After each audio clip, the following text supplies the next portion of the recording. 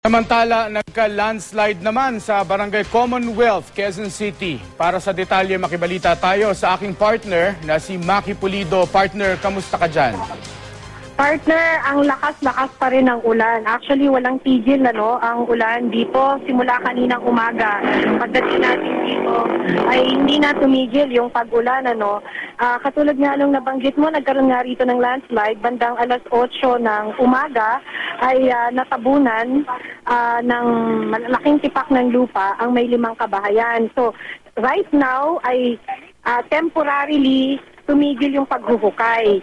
As mula kaninang umaga ay 8 na ang na-recover nila mula dun sa mga natabunan ng lupa dito nga sa Barangay Commonwealth.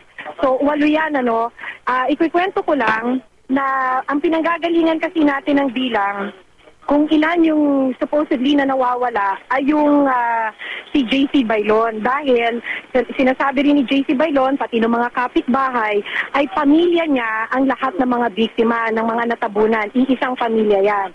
And according to JC Bailon, by his count, 9 sa kanyang mga kapamilya ang natabunan ng lupa.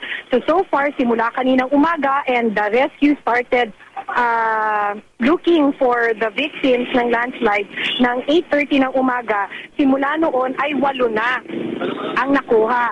So temporarily ay itinigil ito dun sa 8, posible na may 1 o 2 pa na nandito pa na missing.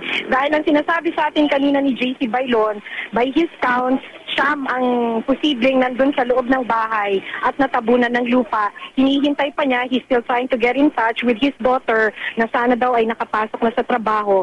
Yung isa naman sa kanyang anak ay una nang na-rescue at ngayon ay nasa East Avenue Medical Center. Hindi natin masabi kung buhay o patay yung mga nakuha ng mga tao dito sa natabunan ng lupa dahil we are waiting for the advice of the doctors for them to declare whether they are dead or alive. At ayaw din sabihin niya ng mga rescuers. Sa ngayon, ang sinasabi lang nila it's temporary, pero meron daw mga umiikot ngayon mula na mga tauhan ng City Hall, tinitignan pa kung saan pa pwede silang maghanap, bine-verify kung meron pa talagang mga missing. At the same time, sinusubukan pa rin nila na paalisin yung ibang mga bahay o yung mga tao na nandito pa rin. Dahil kung makikita mo yung video, dun sa tipak ng lupa na gumuho, 5 bahay nga yung natabunan, kasama na yung bahay ng mga biktima, ay meron pang mga natitira dun sa gilid, sa taas at sa baba na posible pang madamay kung muling gumuho yung lupa. So that's what they are doing right now.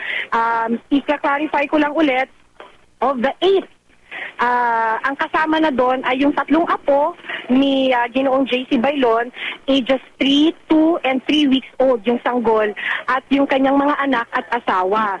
Yun yung mga nakuha na nga ng search and rescue na kanina pa talaga napakahirap, hindi rin biro yung nakita natin na paghukay dun sa mga natabunan ng lupa dahil continuous rain.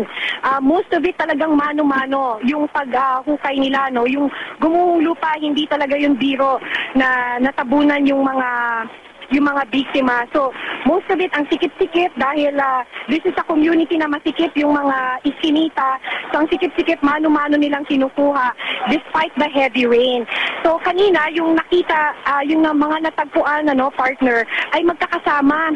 Halos magkakadikit sila, kaya minsanan yan, pasado alas 2 ng hapon, ay halos makuha lahat yung 7 dun sa mga biktima. Sunod-sunod yun, pati na yung sanggol. Yung sanggol yung pinakahuli, partner, na nakuha bago muna itinigil pansamantala habang bine-verify kung ilan pa talaga ang missing. Partner? Maki, mga hanggang ano oras daw yan kung halimbawa ma-verify nila na may missing pa talaga ayon sa magiging kwento ng mga kaanak o mga kapitbahay dyan sa area? Hanggang ano oras sila maghahanap?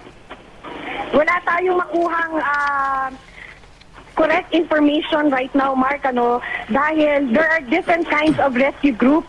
May mga dumating na army, may dumating na mga police, may dumating na mga Red Cross. Pero sa ngayon, ang alam lang natin ay walang naghuhukay. Yung mga Maki, yung mga nakikita namin sa video nyo no, ng Reporter's Notebook na marami mga bahayan yung nananagiliran pa. Sila, kumbaga, sila na yung susunod naman pagkatapos gumuho nung nauna. Oo. Voluntaryo bang nag-ano yun, Na umalis? kung pwede, ay umalis na. Dahil kanina, we were there the whole morning and almost hanggang ngayon, nandun pa marami pang mga tao na Ayaw? Ay umalis? na nakatira.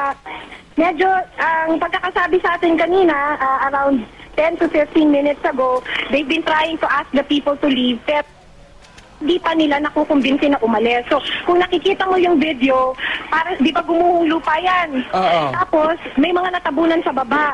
Ngayon, doon sa natabunan sa baba, may mga bahay pa ngayon na nasa tabi nun na kung gumuho muli yung lupa, ay pwedeng matabunan. Maliban pa doon, meron pa kung makikita mo doon sa bandang taas. That's also a community. Ako, ang hirap. So yun, yan pa yung sinasabi nila na kailangan pang puntahan. I was asking kanina, may access road po ba dun sa likuran? Ang sinasabi kasi, the only way to get there, well, this is according dun sa mga kapitbahay dun, yung mga residente dun, the only way to get there is through the landslide area. Maki. So yun yung problema ngayon, Mark. Sige. Maki, mag-iingat kayo dyan ha, habang kumakala pa kayo ng balita kasi dadako naman tayo sa iba pang balita, sa ibang panig. Okay, partner. Okay, maraming salamat.